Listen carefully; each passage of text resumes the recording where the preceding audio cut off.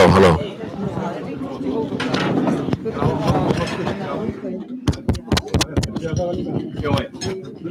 Er þetta alveg að virka? Já.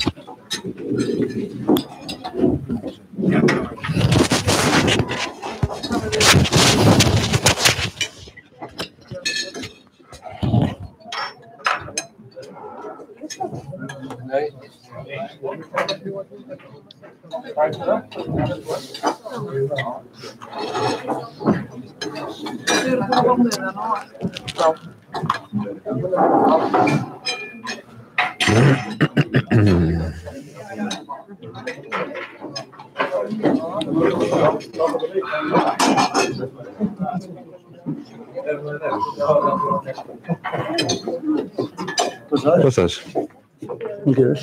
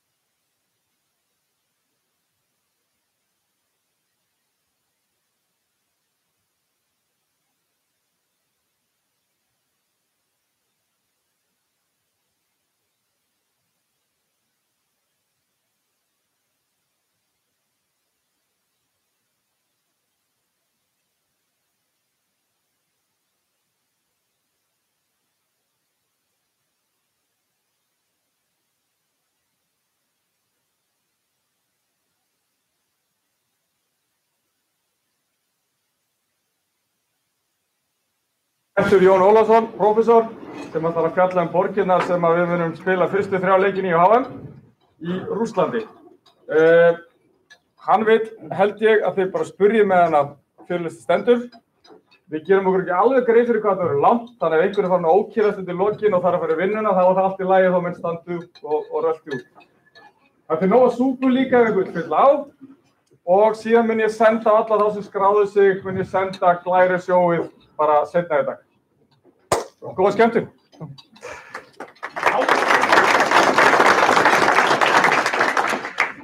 Já, takk. Ég kannski rétt að byrja að taka það fram að ég á kannski ekki eftir að tala svo mikið Volgograd eða Rostov.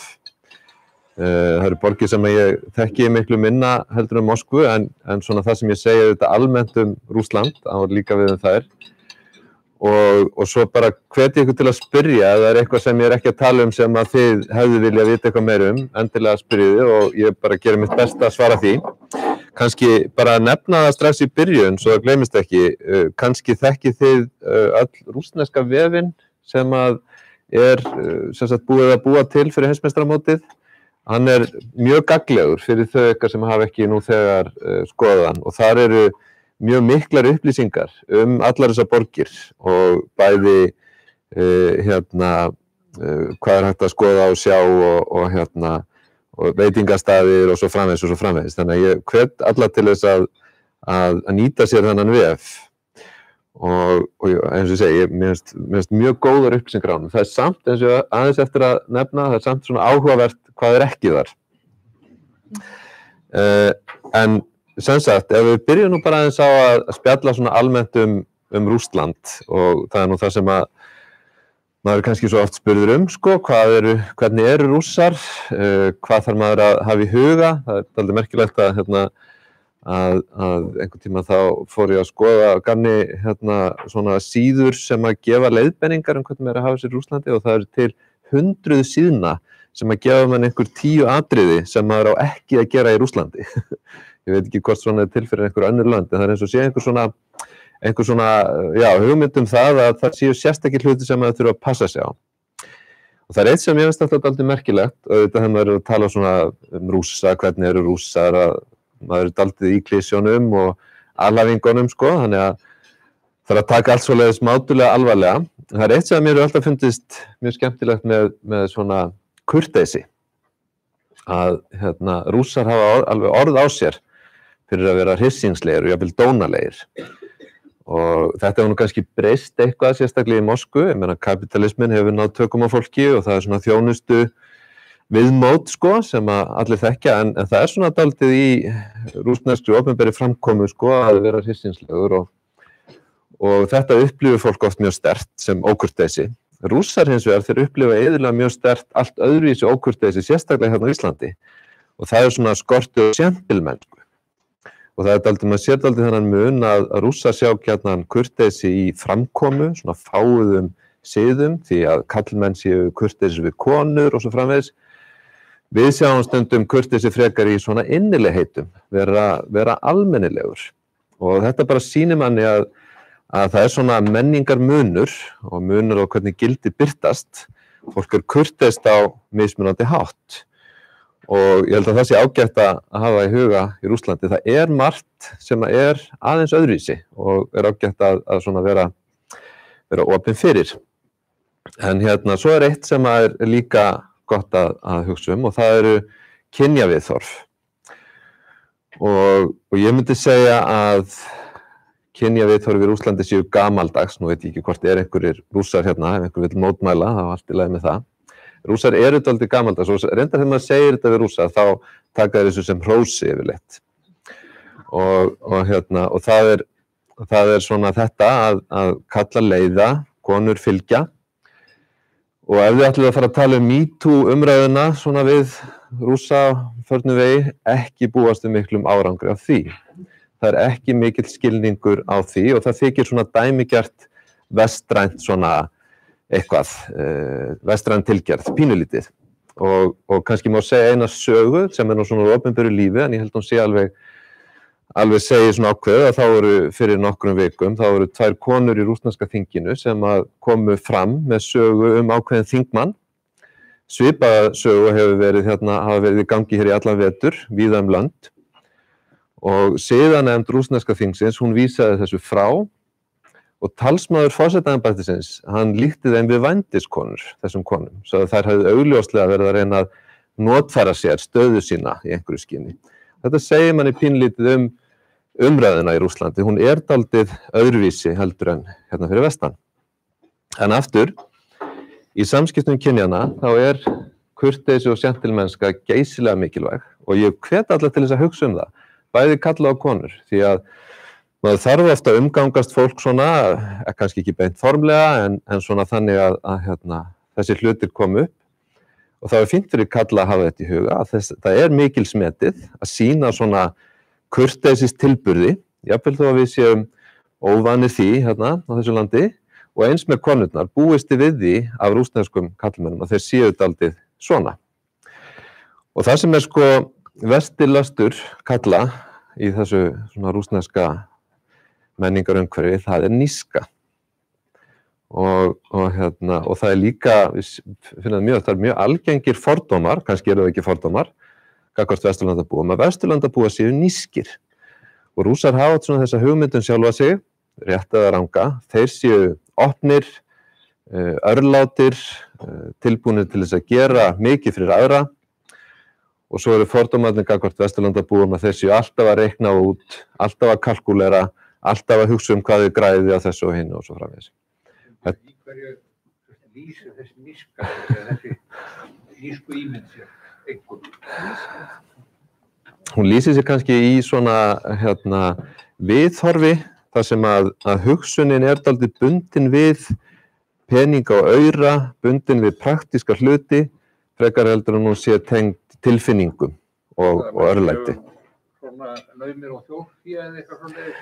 Já, það getur verið það en ekkert endilega. Þetta meira svona kannski þessi ímynd sem fólk hefur. Að Vesturlandabúi sé dálítið mikið að hugsa budduna og sé dálítið mikið að reikna út hvað hann fái út úr ákveðnum hlutum. Meðan að Rússar sjá sjálfa sig þannig að þeir séu bara alltaf tilbúnir til þess að gera það fyrir aðra sem þarf. Og þetta ég að tala hérna klisjur og ímyndir, við erum ekki kannski að tala beinlínis sannleikann, en þið eigið eftir ef þið kynnist Rússum og talið munin á Rússum og Vesturlandabúum við Rússa, þá eigið eftir að heyra eitthvað í þessa átt, ég get alveg lofað ykkur því. En við skulum halda áfram með þetta,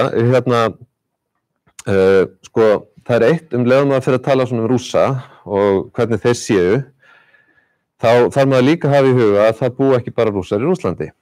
Rússar 80% þeirra sem að búa í þessu landi, og við erum dálítið bundin við það hér að við höfum bara eitt orð fyrir Rússland, en í rauninni þá eru 2 orð sem eru notuð fyrir, má segja, landið, þar að segja það hugtakið Rassía sem opinbert heiti Rússlands, og síðan hægt að tala einhvern sem Rassianin, sem sem sagt þegn þessa ríkis, og svo hægt að tala rúski, sem sagt maður sem rússneskur af þjóðerni, og á þessu þetta munur, það hægt að vera rússi í þessum skilningi að tilheyra ríkinu án þess að vera rússneskur, og það eru 30 milljónir manna sem gera það. Stór hluti þeirra múslimar, ef við skoðum svona þær þjóðir sem eru næstir, þá eru Tatarar fjölmennastir, Úkraínumenn líka, Tsjetsjenjar, við þekkjum þá, en svo veit ég ekki hvort að margir hafa heyrt talað Baskíra eða Tjúvasa til dæmis, sem eru fjölmennar hlutfallslega þjóðir í Rússlandi, og svo eru armenar. Og það eru 160 mismunandi þjóðerni. Og ég held að það sé ágætt að hafa í huga sko að það svona etnísk og menningarleg fjölbreytni í Rússlandi. Og þið sjáu það ekki síst í dag í fjölbreytni í veitingastöðum til dæmis. Það er ekki bara rússneskir veitingastæðir í Rússlandi, þvert á móti, þeir eru reyndar svona kannski síst áberandi. Og svo annað sem ágætt að hafa í huga líka, og það þetta, það eru eitthvað 150 milljónir manna í Rússlandi. Hvað ætli margir þeirra hafi verið annar staðar í öðrum löndum? Það miklu minna heldur en við myndum ímynda okkur. Það eru víst 20 milljón Rússar hafa tvenns konar passa, innanlandspassa og utanríkispassa. Það eru 20 milljón utanríkispassar gildir í dag, en það hægt að hafa fleiri en einn gildan passa og það eru ýmsar ástæður fyrir því að það þýðir ekki að það séu 20 milljónir manna með utanríkispassa, kannski 15, kannski bara 12, og það þýðir bara einfallega að það eru 12-15 milljónir af þessum 150 sem hafa verið erlendis og aðrir ekki. Þetta er auðvitað gerólíkt því sem að við þekkjum náttúrulega frá Íslandi eða flestum Vestur-Evrópuríkjum, þar sem að langflestir hafa farið til annarra landa. Og það þýðir auðvitað, hvað þýðir það? Já, ég hugsa að það þýðir kannski ekki svo mikið í Moskvu.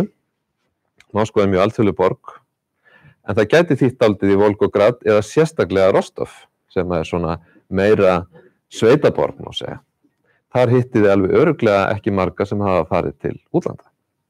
Ja, það geti alveg verið. Bara efnahagslega.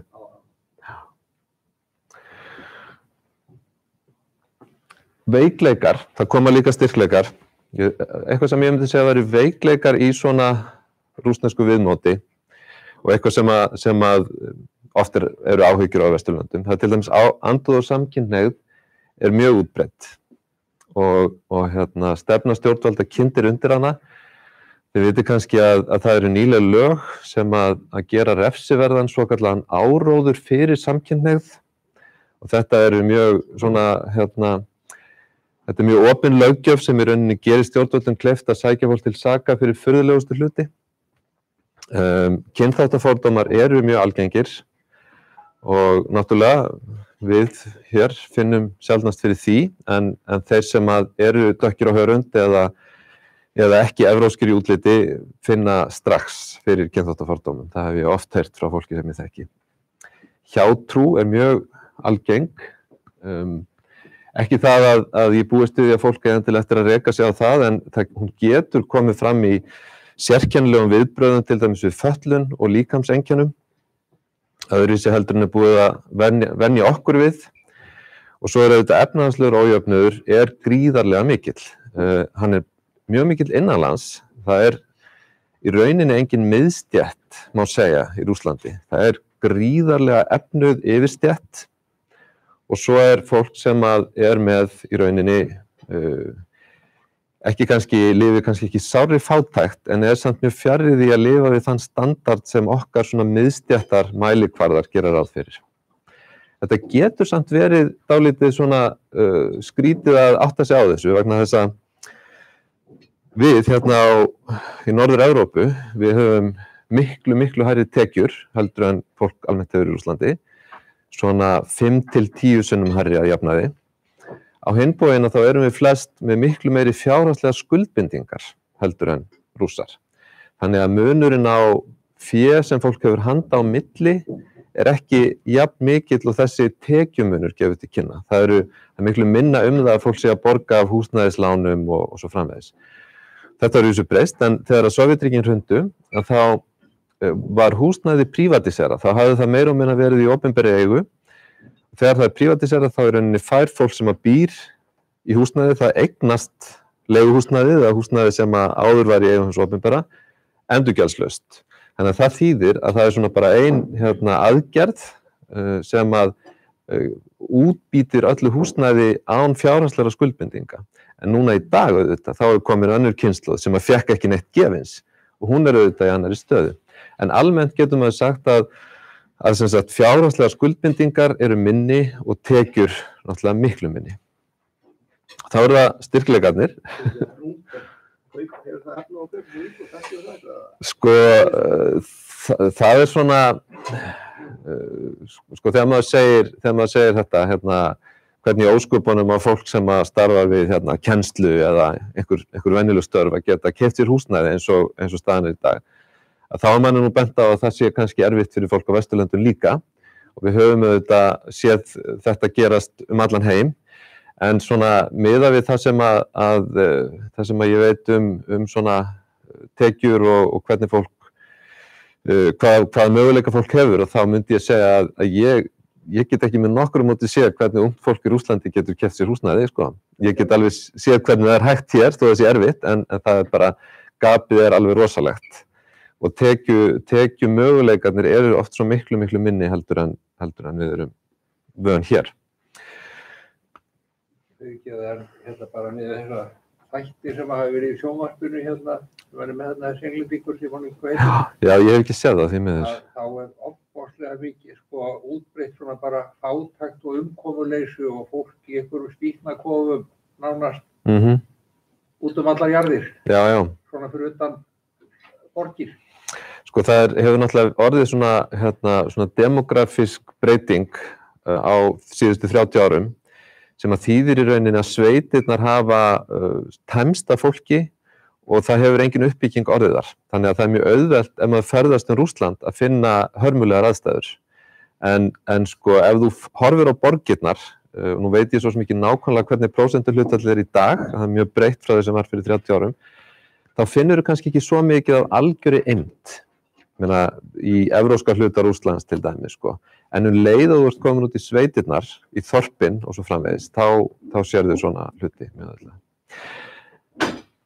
Styrkleikar, sjálfsmynd, sjálfsmat, það er miklu sterkara en það var eftir hrun Sovétríkjanna. Það er alveg klárt. Sumum finnst þetta engin styrkleikur, ég meina það er þjóðernis ofstopi dálítill í gangi, en það er allt öðruvísi í dag að tala við Rússa heldur en það var fyrir kannski 20 árum. Fólki líður miklu betur. Fólki líður miklu betur bara með sig og það held ég að skipti máli sérstaklega þegar maður er að ferðast í Rússlandi.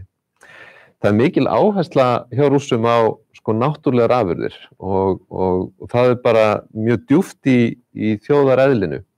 Það er mjög mikið að fólk rækti grænmeti sjálft og svo framvegis, sé með einhverja framleiðslu, hunang er búið til ótrúlega víða og svo framvegis. Hjálpsemi er mjög rík í fólki og það skiptir máli þegar maður er gestur í landinu. Og svo getur maður kannski nefnt nægjusemi líka. Rússar eru mjög nægjusamir, það þarf lítið til að fólk sé þokkalega sátt við sinn hlut. Þannig að það er mjög mikilvægt að hafa í huga. Það er ótrúlega margt í menningunni og þjóðareðlinu og svoleiðis sem er mjög aðlaðandi og eftirsóknarvert, getum við sagt. Hvað meinar að hjálpsemin getur gengið og langt? Já, ég hefði kannski átt að sleppa þessum sögja. Já, það er kannski stundum sko, og þetta kannski, nú sko, því að maður er komin svo nálægt fordómunum sko, þegar maður er að tala svona sko, en kannski, ég hef oft lent í því að finna fyrir svona ákveðnum, það sé svona uppátróðslusemi sko, þannig að maður er alltaf gott að passa sig, ef einhver er ofboðslega hjálpsamur sko, það er fínt að hafa aðeins varan á sér, það er nú bara alveg regla. Hvað er gott að hafa í huga í samskiptum við Rússa? Gjafir eru mjög mikil smetnar, ekki einhverjar stórgjafir. Það er mjög gott ef þið ætlið að eiga einhver samskipti við Rússa að vera með smá gjafir frá Íslandi. Fólki finnst það skipta máli. Það getur haft mjög góð áhrif á samskipti og bara glatt fólk. Það er svona hálfgerður brandari sko, með inniskóna, en þetta er eitthvað mjög djúpt í kultúrnum. Ef þið komið inn á rússneskt heimili, þá er mjög líklegt að það sé reynt að tróða ykkur í inniskó. Og ef þið verið með númer 45 eða 6 eins og ég, þá getur þetta verið mjög hvimleitt, sko. En maður verður að setja sig við það. Hjátrú er býsna algengt, ég var búin að segja þetta, það er eitt sem er alveg ótrúlega algengt í Rússum, og það er það að það megi alls ekki kveðjast yfir þröskuld. Varist þið það? Annarkvort fara inn eða út. Og ekki mótmæla því ef að Rússar segja eitthvað sem þeir framleiða sér best í heiminum. Einmitt. Nákvæmlega. Ef við hugsum yfirvöldin, það er gott að hafa vaðið fyrir neðan sig þar. Það eru alls konar reglur vegabréf og skráningu sem að geta verið þreytandi og erfiðar, en maður verður að fylgja þeim því að maður er í miklum vandræðum ef maður er tekinn og er ekki búinn að skrá sér rétt. Það er nú búið að einfalda þetta mikið fyrir heimsmeistaramótið og sennilega þarf fólk ekki að hafa miklar áhyggjur af þessu. En tékkið á því hvaða reglur eru og farið eftir þeim. Passan borgar sig alltaf að hafa á sér og það er einfaldlega vegna þess að við skulum segja eitthvað komið upp á, maður þurfi að fylgja einhverjum manni á lögreglustöð eitthvað svoleiðis, þá getur það tekið allan daginn ef maður er ekki með passan. Þá gera þeir það sem að þýðir að staðfesta identitet fólks og það getur tekið langan tíma ef lögreglumaðurinn er í þannig skapi. Svo eru mútur, það veit nú ekki. Já, ég reyni að vera alltaf með hann á mér, reyni það. Og helst líka að maður fær yfirleitt svona skráningar, bréf, sko. Já, ég held að þetta er miklu einfaldara, sko. Þið þurfið sennilega ekkert að hafa, það er ID sem að þið fáið með mynd, já, sko, ok, ég ætti ekki verið að segja svo mikið um þetta, þannig að það eru öðruvísi reglur núna. Þannig að ef við erum með ID fyrir heimsmeistaramótið, þá er það örugglega nægilegt, sko. En svona, hvað segirðu? Ég mæli með passanum, já, ég meina allavega almennt að þá er ég alltaf með hann á mér. Mútur, það er ég veit ekki hvað ég á að segja um það, svona í beinni útsendingu á netinu. Það er landlægt vandamál að það er verið að fiska eftir greiðslum. Þetta kannski kemur sérstaklega fram ef maður er á bíl, en ég meina að það er alltaf eitthvað sem er hægt að taka mann fyrir og hanga mann á og þá er oft vænst einhver svona og það getur verið bara haft alls konar leiðinlegar afleiðingar í för með sér að vera prinsipfastur og fylgja ekki því. Þannig að hann er mjög misjafn, skal ég segja þess, mjög misjafn. Það fer bara eftir í... Hverjar ávaðar að vera búinn? Já, það fer bara eftir í hvað þú veist með á þér, sko. Það er, ég myndi bara orða þetta þannig, ef hægt að leysa mál á staðnum, þá er best að gera það. Og Já, marggott. En reynda kannski meira fyrir svona lengri tíma, það er ekki alveg nýlega, sko. Og það er auðvitað ágætt að vera alltaf með, sko, ég meina það er þannig í öllum löndum, það er þannig í Bandaríkjunum líka, að vera með eitthvað í reiðufé á sér, ekki of mikið en eitthvað, sko. Það getur alltaf skapast aðstæður eins og maður segir það sem að. Og síðan myndi ég líka segja, sko, ef slys ber að höndum. Myndi hann leysa málið? Svona allir jafna á íslenska krónu, það er að segja. Já, það hefur segja. 5-10.000 kall, það er fínt að vera með eitthvað svoleiðis á sér. Ef maður lendir í slysi, Það frekar að vera með dollar á evrur en rúblur, eða veitir það einhver? Skiptir engu máli í dag. Það er alveg sama hvort það er, sko. Já, sko, það er eitt sem að mér finnst alltaf vera dálítið atriði, sko, og sko, nú er Rússland í dag í sjálfu sér ekkert hættulegra heldur en hvert annað land, sko, hvorki hvað varðar glæpi eða slys, umferð eða annað. En það er alltaf dálítið mikil óvissa fólkin í viðbrögðunum og fólk hefur lent í mjög, ég hef nú ekki gert það sjálfur, en ég veit margar sem hafa lent í mjög erfiðri lífsreynslu út af viðbrögðum hjúkrunarfólks og svo framvegis. Og þess vegna myndi ég segja, sko, alltaf ef fólk lendir í einhverju slysi eða einhverju svona, hafa samband við sendiráði eða þann sko, talsmann íslenska stjórnvalda sem er næstur ræðismaður eða eitthvað slíkt. Jafnvel þó að það sé kannski, fólk halda að þetta sé ekkert mál. Það er svona, það borgar sig. Það getur oft verið, það er á þessu, það er þarna megin í kerfinu sem að ég myndi ekki alveg treysta Rússlandi en þá, sko. Þú talaður evrur og dollara, má mann nota þá, já? Getur maður borgað það? Sko, þú getur ekki notað það í venjulegum viðskiptum. Það er ekki, það var þannig á 10. áratugnum að fólk sóttist mjög mikið eftir gjaldeyri, en það er ekki þannig núna. Og það ég held að sé örugglega bara bannað að nota slíkt, sko. En fólk er samt alltaf með gjaldeyri og það er allstaðar hægt að skipta, sko. Og það getur oft bara verið sniðugt, kannski er þetta bara svona dilla, sko, sem það eru búin að grafin í hausnum á sér, en í prinsipinu þá er engin, sko, það er engin að biðja mann gjaldeyri í dag, sko. Vil ég ekki aðnota rúbluna? Jú, ég meina það er engin ástæða til annars og það er líka núna að þá er, sko, sérstaklega eftir, kannski ágætt að nefna, ég var ekki með á neinni glæru varðandi gengið, sko, að nú hefur náttúrulega undanfarin 4 ár hefur rúblan verið svo lág.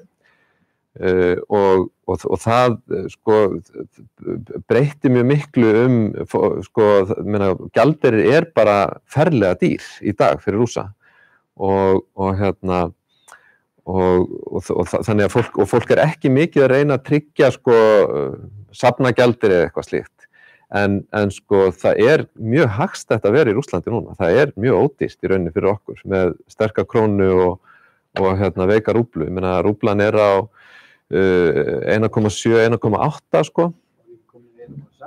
Hún er einhvers staðar þarna á Rokk á milli, sjálfsagt fer hún jafnvel ennþá neðar, sko.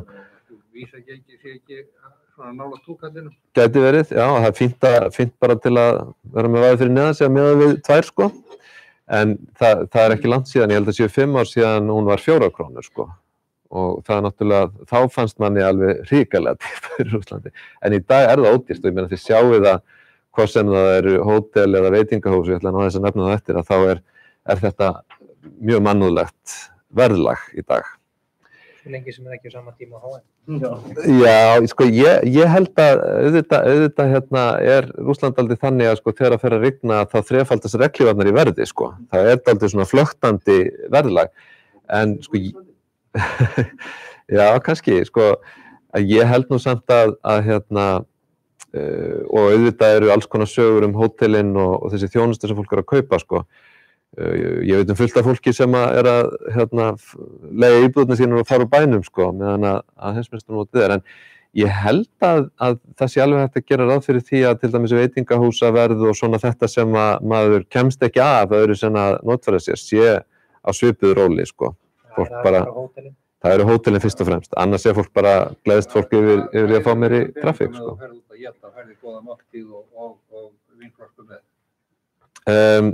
Tölum aðeins það þegar ég kem að veitingahúsunum, ég ætlaði aðeins að nefna það. Mér langaði, nú er ég eiginlega búinn með almenna partinn, sko, en ef að kom einhverja spurningar á eftir, þá spyr ég bara. Það sem ég langaði að gera núna, og eins og ég segi, ég ætla að fókusera dálítið á Moskvu. Og ég veit að þetta eru 3 leikir, þetta er 16., 22. og 27. Og það eru þessi dagar fyrir þá sem ætla að fara til Moskvu og Volgograd, milli 16. og 22. sem að þarf væntanlega að finna sér eitthvað til að gera, ekki satt? Hvað eru margir sem að verða í Moskvu á þeim tíma? Já, það eru flestir eða svona meiri hluti allavega. Og ég meina síðan er Volgograd og þar er þetta kannski 1 dagur eitthvað svoleiðis, Rostov eitthvað svipað, 1-2 dagar en Moskva er kannski borg þar sem að þið eftir að vera í 3-4, jafnvel 5 daga, ekki satt? Já, maður það náttúrulega vera þarna ykkur staðar á Volgograd og Rostov svæðinu milli leikja. Jú, já, svo milli Volgograd og Rostov eru þetta 4 dagar líka, já. Einmitt. En allavega, ég ætla að fókusera aðeins á Moskvu, sko, og ég held að, ég meina, þetta er náttúrulega frábært tækifæri að neyðast til að vera í Moskvu í nokkra daga til að kynnast henni, sko, því að Moskva er þetta stórkostleg borg og hún er kannski svona, já, hún er eina Evrópuborgin sem ég hef komið til sem að svona jafnast eitthvað á við New York, sko, í svona dýnamík og krafti. Og ef við horfum á Moskvu svona á kortinu, þá er hún er svona hringjaborg.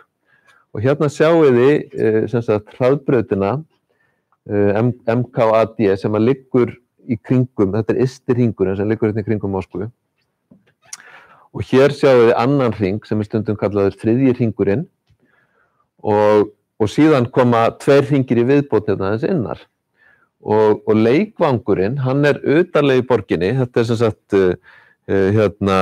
Atkriti Arena heitir leikvangurinn, hann held ég bara að kalla það Spartak leikvangurinn, eða ekki, í þessum bransa.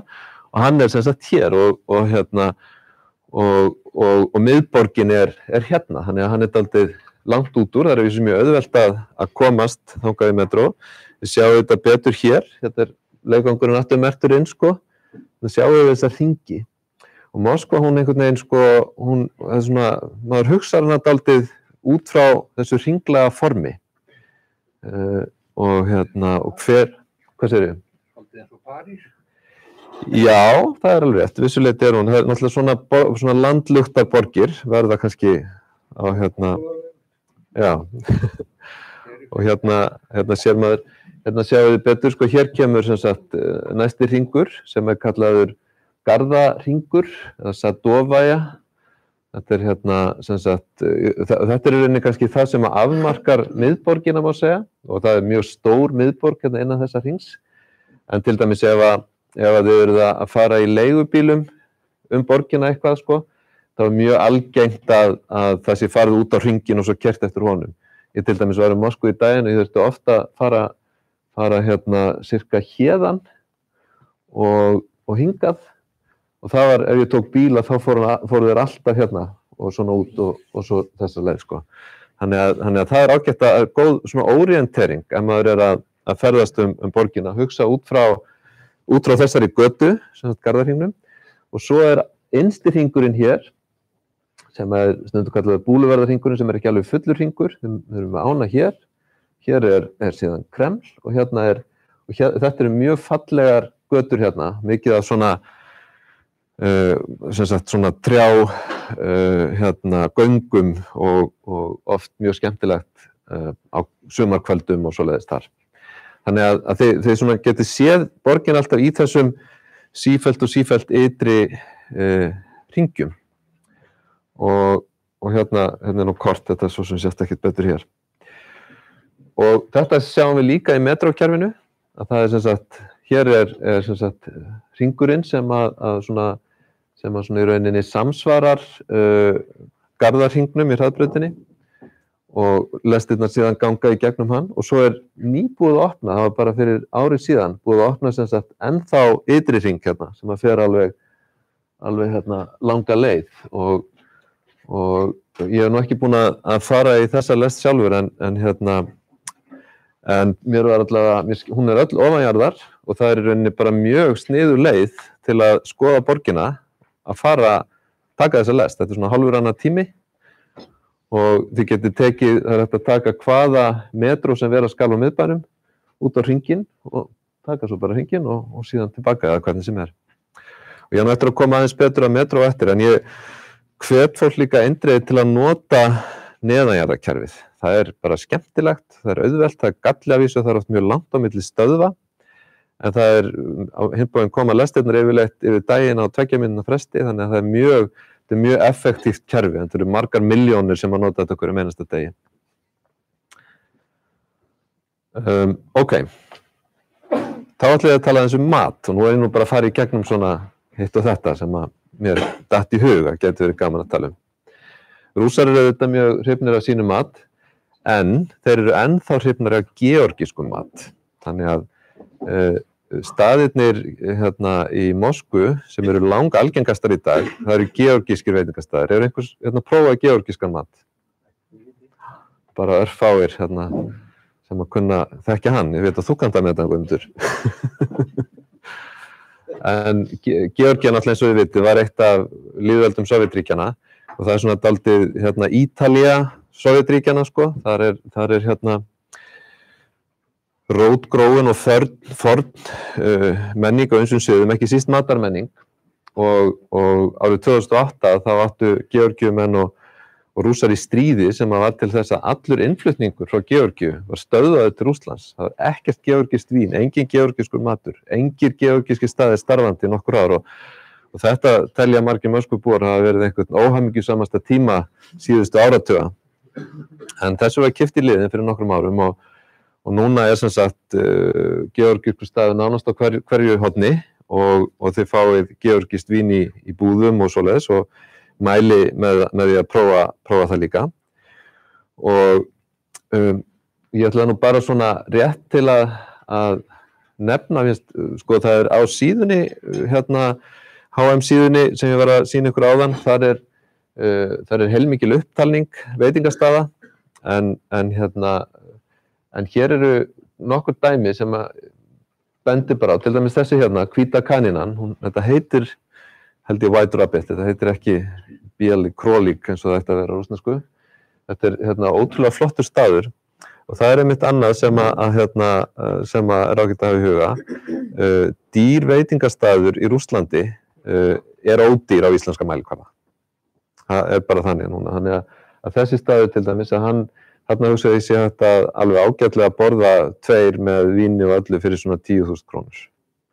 Svona það bil það sama að maður myndi borga fyrir einn á hérna hér. Það er svona helmings kannski 1/3 munur.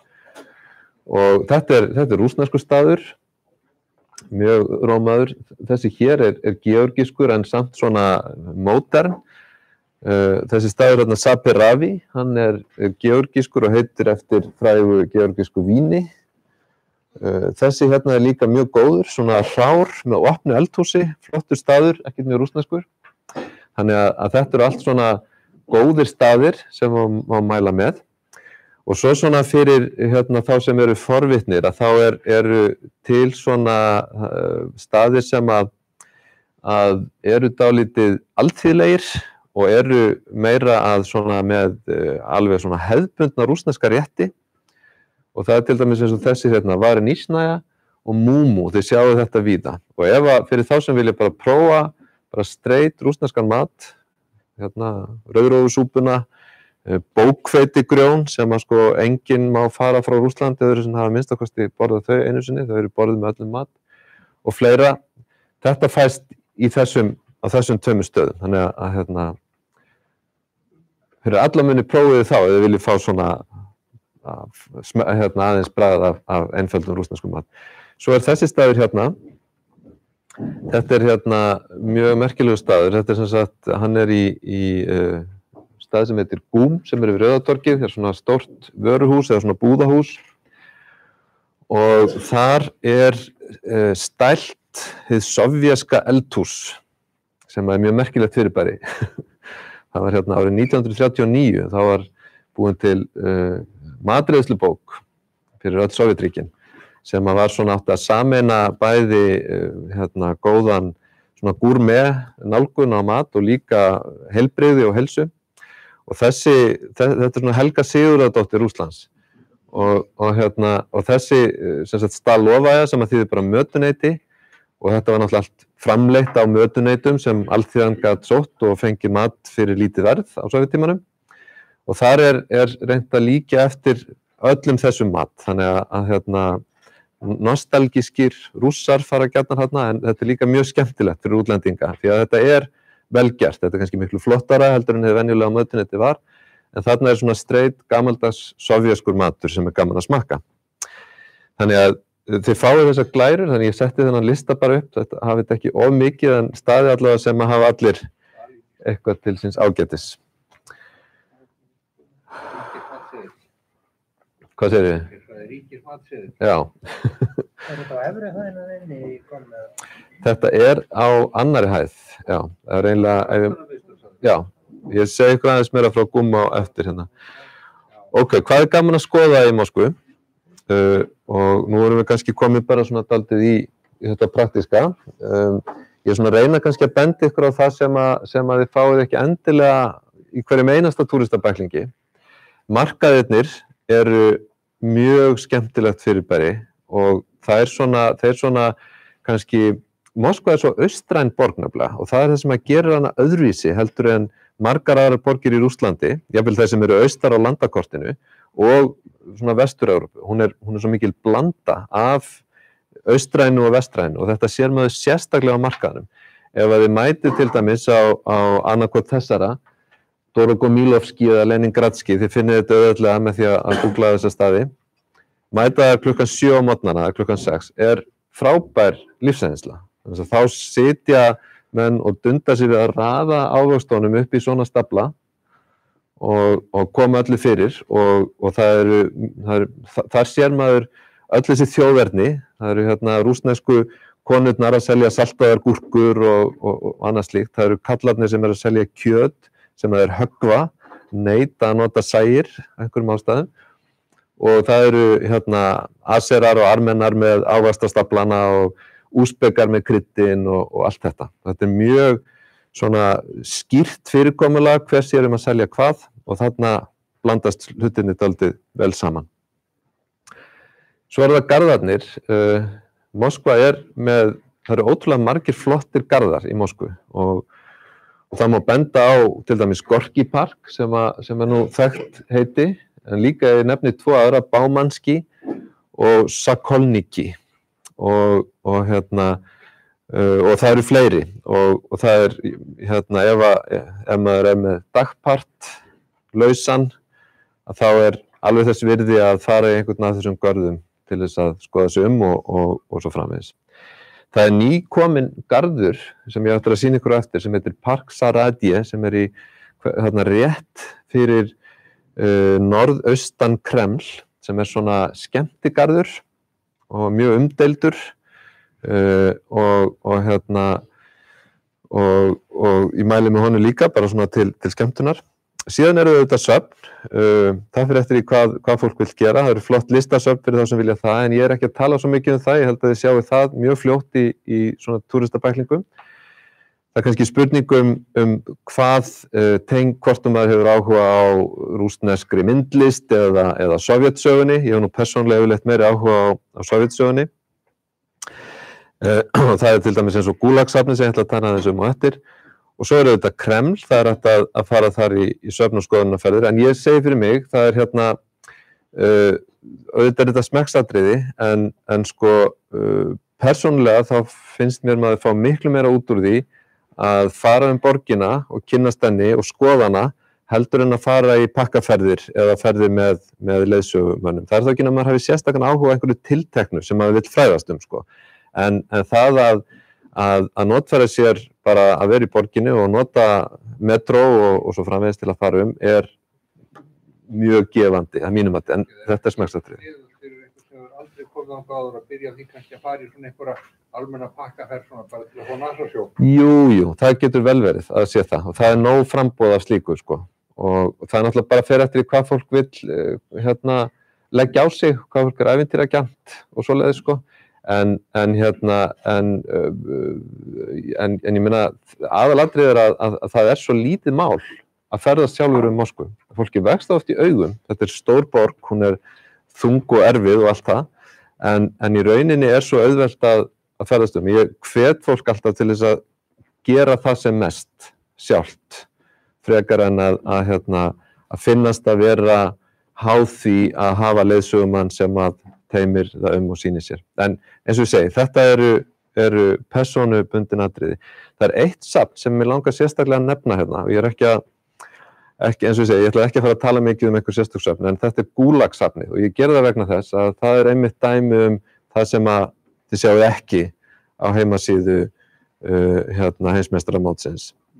Og það auðvitað viss, sko, ég myndi ekki segja þrátt fyrir allt að það sé svona sterk tilhneiging til að ýta öllu vondu stalinisma og sovjettímann til hliðar, en það svona ákveðin tilhneiging að ignorera þetta. Þið sjáu þetta ekki á túristaprógrammum sem að Rússar búa til og Gulagsafnið ótrúlega flott safn sem að opnaði fyrir 3-4 árum og kom mér mjög óvart þegar það var opnað hvað það var vel gert og vel að í staðið og þið sjáu hérna adressuna og þar fær maður mjög flotta sýn á Gulagtímann í Sovétríkjunum.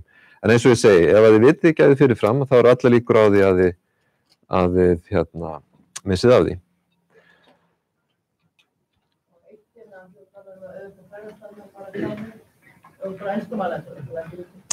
Já, það einmitt það sem ég ætla að fara kannski aðeins að tala næst, það að segja tungumálið. Sko, það maður getur ekki gert ráð fyrir því að fólk kunni ensku. Ungt fólk auðvitað talar einhverja ensku en það mjög mikið það að fólk kunni ekki nóg til að halda uppi samræðum. Kann það eitthvað annað frekar? Nei, það bara tungumálakunnátta ekki mikil. Ég meina, hún fer vaxandi en þá ekki hægt að treysta það. Og þess vegna held ég að sé mjög gott að gera eitt og það að kynna sér stafrófið. Og fólki vext þetta oft mjög augum, sko. Ok, ég meina, ég held að mamma móðir mín hafi gert margar tilraunir til þess að læra stafrófið en það gleymist einhvern veginn alltaf.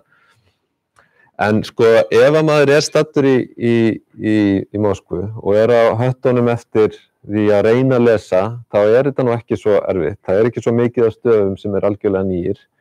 Ágætt að vera með svona eitthvað blað í vasanum til að geta flettið upp. Og svo oft gott að æfa sig með orðum sem maður kann. Getur einhver lesið þetta til dæmis? Hvað segirðu? Góðan daginn, já. eða þetta hérna.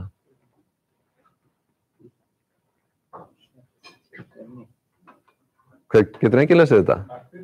Hvað segirðu? Já, hvað segirðu þetta? Hvað hana? Eða aðeins lengri setning.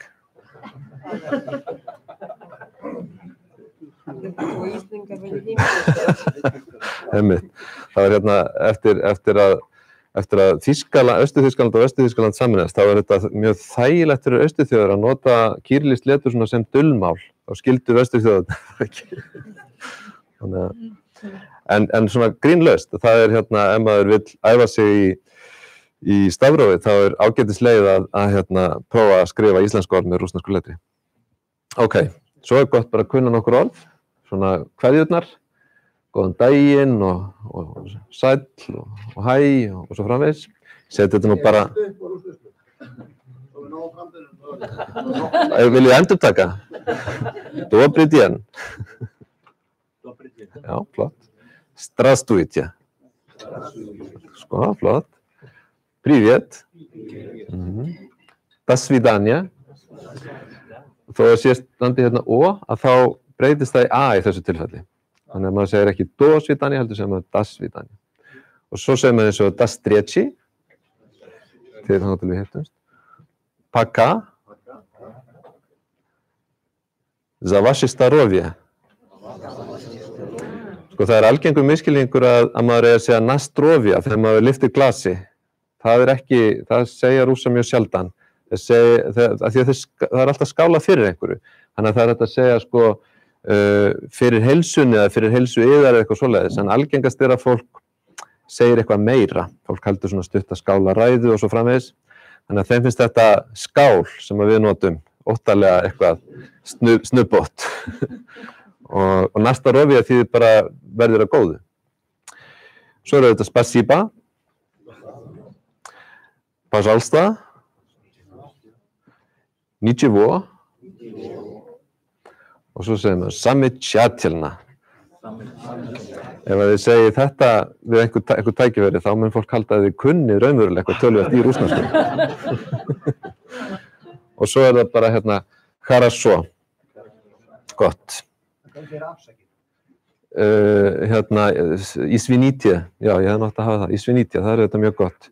Ef maður að tróða sér fram hjá fólki í rúllusti eða einhvers staðar. Já, ég bæti því við hérna. Það segir maður извините eða разрешите líka. Það er algengt. Ok, ég sé nú að tíminn líður hratt. Ég ætlaði nefnilega að sýna ykkur aðeins leiðir hérna í borginni líka. Hér völlurinn. Þetta mjög leikvangurinn. Þetta náttúrulega svona state of the art leikvangur. Ég býst við að þið vitu nú meira hann heldur en ég. Örugglega lesið ykkur til hann. Þarna var áður flugvöllur, það var svona sportflugvöllur þarna og þetta var gríðarlega stór framkvæmd. Hann opnaður 2016. Og ég sýndi ykkur á hann hvar hann og hérna sjáum við sko hvar hann út frá miðbænum, en það metrólína sem liggur alla leið, þannig að þeir sem eru ekki með alveg allt bókað í þessu, auðvelt að taka metró. Hér sem sagt metróstöð sem heitir Spartak og hún næst vellinum og það minnum í lína 7 úr miðbænum. Þannig að þið sjáu það hér á kortinu og þessi fjólubláa. Má sjá það kannski aðeins skýrara hér, Spartak.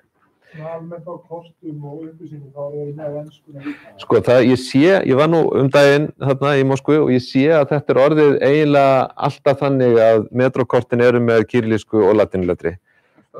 Stöðvarnar, sko, það eru sumar línur sem eru með, sko, það sem lesið upp á svona ensku líka, sko, en alls ekki allar. Og maður þarf að vera mjög vel á verði, sko. Það getur verið alveg bara rússnesku þegar að muna hvaða stöða sem maður ætlar út á allavega. Svo það sem þið kalla fan-zóna. Eru þið inn í því? Já. Þetta sem sagt, hér háskólinn, ég sýni ykkur þetta betur og kosta eftir. Og hérna fyrir framan, hér svona útsýnispallur, það sést hérna mjög vel yfir borgina. Og þetta svæði það sem þið kalla fan-zóna og þar verður allt með opnar 3 tímum fyrir hvert leik og stóri skjáir og veitingar og allt það. Það búið að vera deilumál í Moskvu núna í 2 mánuði, þessi zóna, vegna þess að nemendur í háskólanum hafa mótmælt þessu mjög harðlega og telja freklega gengið á rétt sinn, en rússnesk yfirvöld láta ekki svona fólk vaða ofan í sig, sko, þannig að það bara haldið sínu striki. Og þetta náttúrulega frábært svæði. Þetta sem sagt, við sjáum þetta betur hér.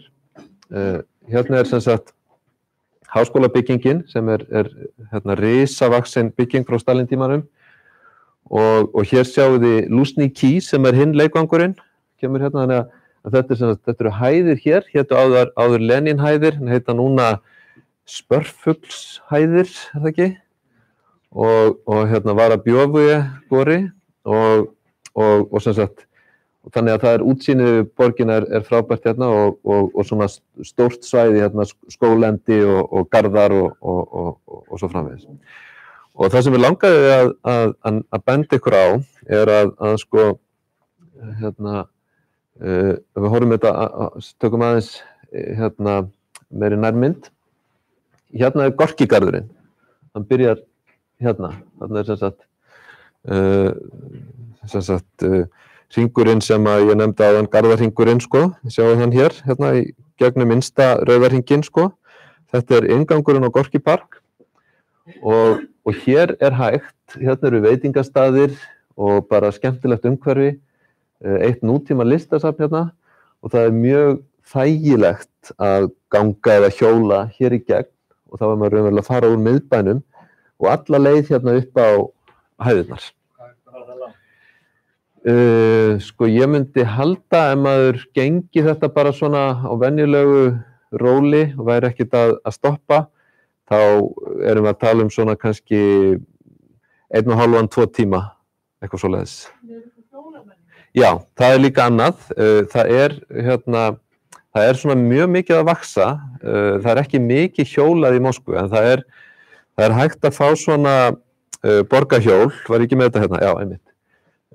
Það sem sagt, ef þið sjáið þessa skammstöfun, VTB, þetta sem sagt banki sem hefur tekið þetta upp á sína arma og með sem sagt, þetta eru stöðvarnar, það eru hjólastöðvar hérna beinlínis út alla borg og ég hérna, þetta svona gegnum app og það hægt ef þið farið inn á enska vefinn, sjáu slóðina þarna, borga sig á aðeins fyrir neðan sig að þið viljið gera þetta og setja appið inn og borga bara, ef þið borgið sko, ég held að sé 600 rúblur fyrir viku eða eitthvað svoleiðis, þannig að sniðugt bara að vera búin að gera það þegar maður kemur og hérna þá þetta lítið mál og ég sá eiginlega flestir sem ég sá á hjóli í Moskvu núna daginn voru á einhverju hjóli frá þessum tiltekna merktum þessum tiltekna banka og hérna gallinn kannski sá náttúrulega eins og alltaf með þessi borgarhjóla, maður getur ekki læst þeim en það auðvelt að hjóla á milli stöðvana til dæmis sem maður vil gera.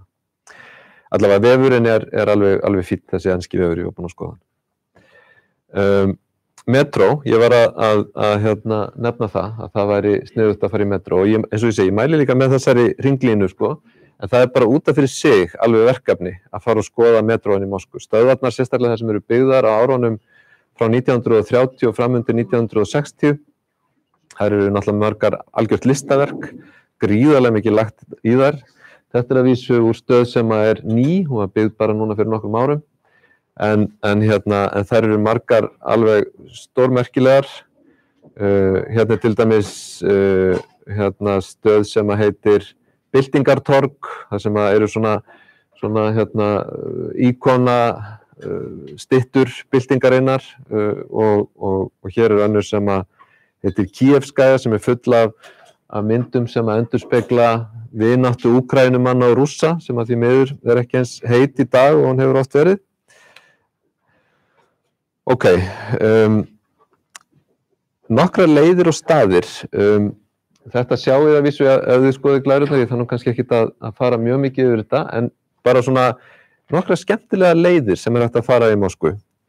Hér til dæmis metróstöð sem heitir Kropotkinskaja og ef maður byrjar þar, getur maður farið mjög skemmtilega leið yfir, hér kirkja sem heitir kirkja Krists frelsara, hún var endurreist fyrir 15–20 árum eftir að hafa verið jöfnuð í jörðu á Stalin-tímanum og hér mjög stórt svona göngusvæði, hægt að ganga hérna yfir ána og göngubrú, fara hérna niður og halda hér áfram og fara hérna yfir og hér Tretjakofssafnið sem eitt flottasta listasafn borgarinnar og jafnvel þó maður ætli ekki að fara þangað inn að þá þetta mjög skemmtileg gönguleið sem að sér borgina vel og margt að sjá á leiðinni. Hérna eru nokkrir staðir í miðborginni sem auðvitað gott að huga að. Hér Kreml, hún auðvitað, Kreml hjarta borgarinnar, þetta þríhyrnda virki hérna. Hér Rauðatorgið og GUM sem ég nefndi áðan, þetta stóra verslunarhús með meðal annars þessum sovjeska veitingastað. En inn í Kreml mjög auðvelt að komast, það hægt að fara þangað og ganga eða að fara á söfnin. Þetta garðurinn sem ég nefndi, nei þetta Rauðatorgið og hér sjáum við GUM og það nú svona, ég þarf nú svo sem ekki að taka það fram, þetta eftir að vera haldið að ykkur mjög stíft að fara þangað. Eins og ég sagði, sko, það auðvelt að vera í Moskvu án þess að fá tækifæri til að fara á Gulagsafnið, það bendir ykkur enginn á það, en það útilokað að vera í Moskvu nokkra daga án þess að einhver tróði mann inn í GUM einn daginn, sko. Og ég meina það ekkit kannski merkileg búð þannig séð, þetta aðalega bara einhverja vestrænar búðir, en það svona inn á milli sniðugir hlutir eins og þessi það mötuneyti sem ég nefndi. Já, þau eru sovjesk, já, einmitt. Já, eða svona, sumt enn og svona sjúdósovjest, sko, það nú, eitthvað sem á að líka eftir,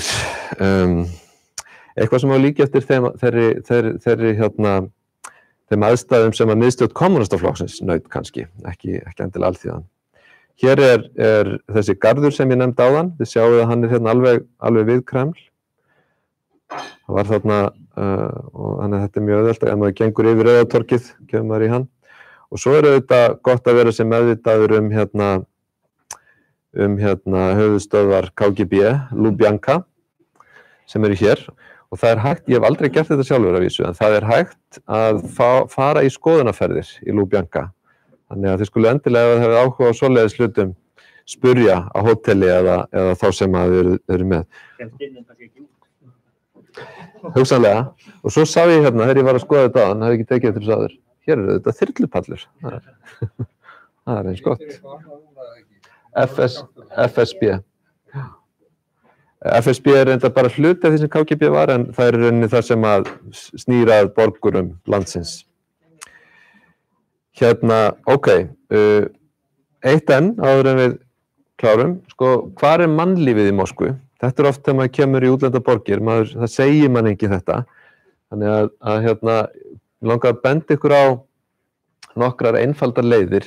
Hér til dæmis, ef maður byrjar hérna á Rauðatorginu og gengur bara beinustu leið, hér í gegnum þetta skrifstofu og bírókratíska svæði og hér áfram, Marasjeika heitir þessi gata og Pakrovka, að þarna maður að fara eftir svæði sem þetta ekki svona beinlínis verslunargata, það bara gott mannlíf þarna. Það alls konar búðir, alls konar veitingastæðir, fullt af fólki, það ekkert endilega túristar. Ef þið viljið fara á túristagöturnar, þá eru þær annar staðar. Og hér önnur svona leið, einlega við hliðina, fer maður hérna, ekki sem sagt hérna út á Rauðatorginu, heldur hér.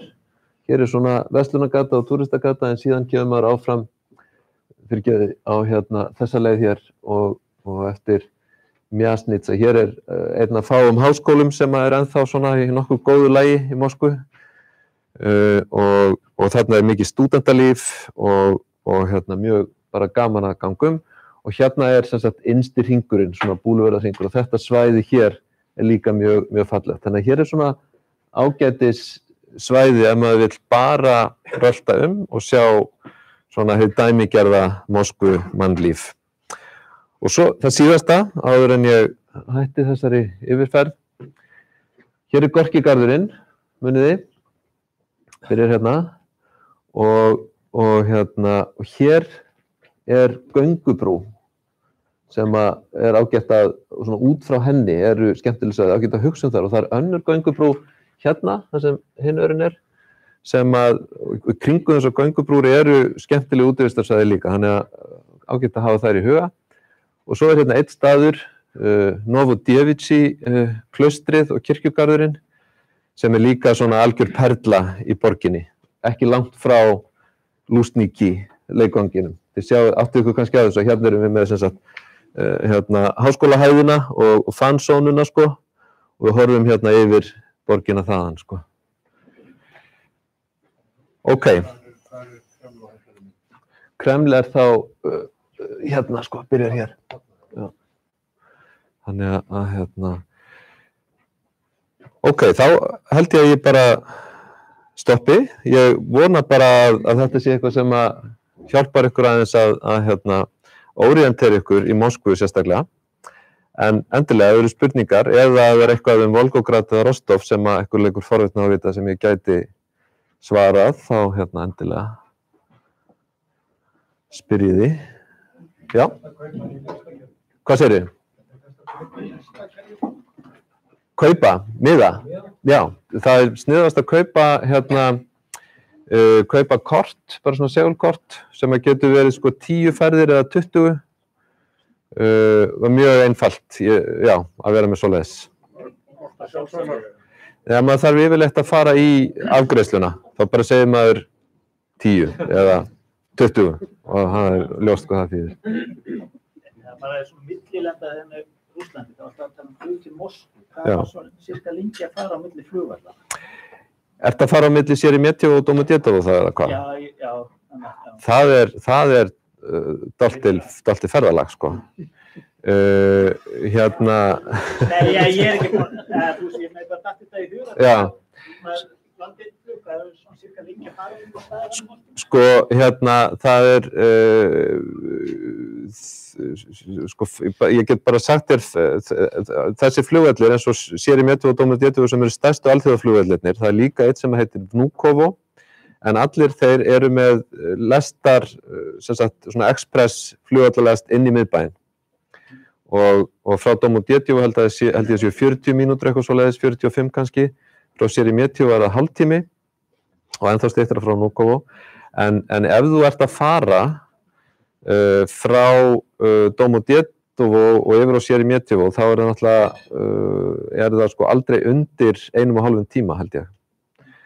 Og þá er bara spurning á hvaða tíma sólarhrings þú ert. Umferðin í Moskvu getur verið hrikaleg, þannig að ef þú ert gerir þetta miðjan dag, ég tala nú ekki sko á hérna svona álagstímum sko, að þá gæti ég vel verið sniðugt að taka fyrst aðra lestina og svo metró og svo hina lestina sko.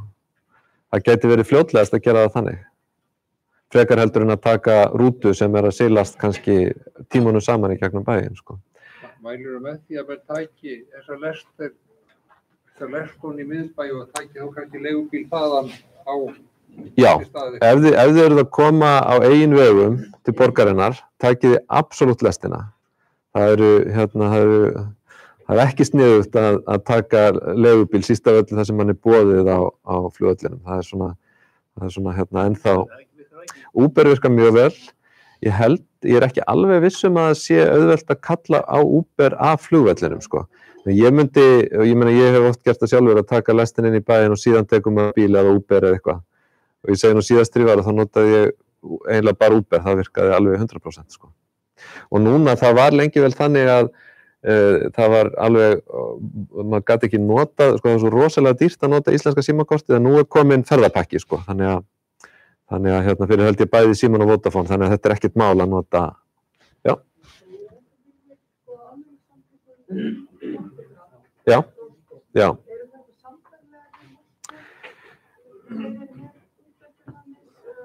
Uber virkar alveg örugglega og það er líka hérna annað svona svipað rússneskt kerfi sem heitir Yandex sem er líka með svona leigubíla app sko. En já, ég held það örugglega. Ég hef nú ekki höfður á það sko, já.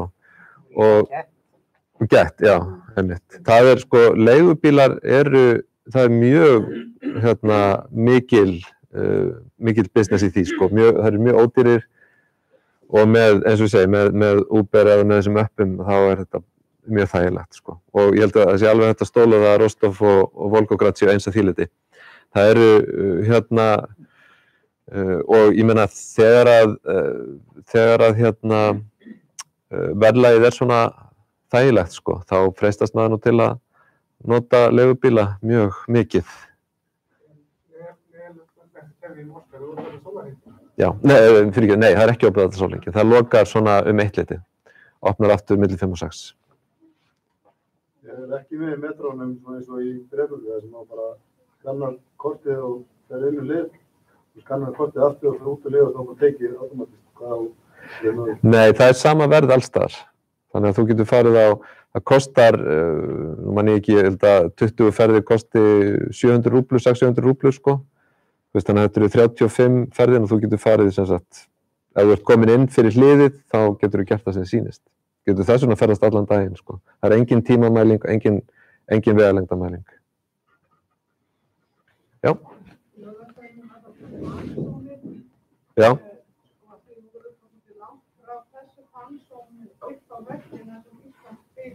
Mjög langt, já. Veistu, ég nefnilega sá ekki að það væri neitt annað en þetta. Þannig að sko,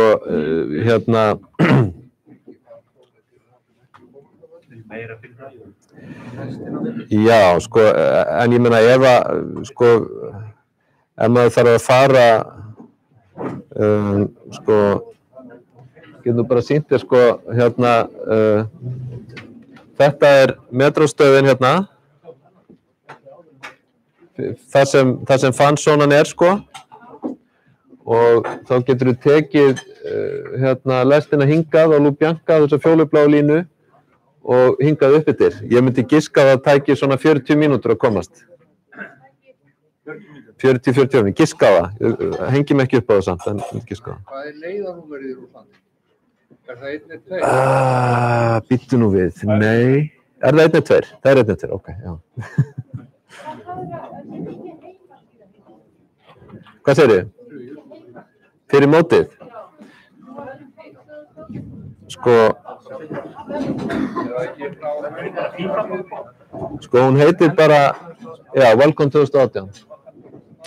Og þarna eru, eins og ég segi, þetta eru mjög ítarlega